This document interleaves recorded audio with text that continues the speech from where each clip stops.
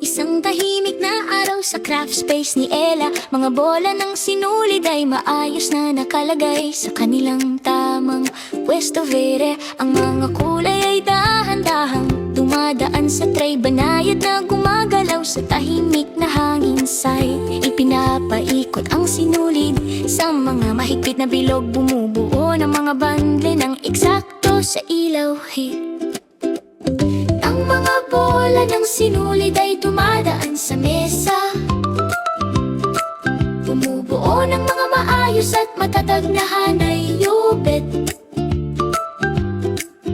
Ang kahoy na tray ay dumadaan ng diretso. Ginagabayan ang mga kulay kung saan sila dapat mapunta.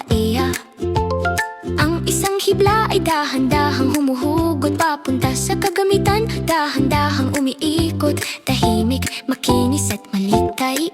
Ang tinidor ay paikot-ikot. Ang sinulid ay dumarami ng walang ingay. Ang mga kulay iikot ng mahigpit. Dahan-dahang gumawa sa ilaw dera. Dan paikot-ikot ang sinulid. Matatag na galaw, mabagal at tahimik clear. Yan di maliliit na hakbang na nagsisimula ng araw. Kinagabayan ang sinulid sa buong daan pare.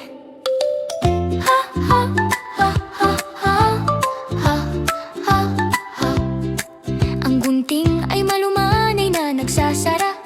Tinatabas ang sinulid sa mga maayos na dagat. Ha ha ha ha ha. Mga piraso ay nahuhulog sa malambot na display. Bumubuo ng mga bilog sa buong daan, noge. Ang mga pompong ay gumulong sa tabi ng bag. Malumanay na tumatagal ng walang aluntir. Hal ang patak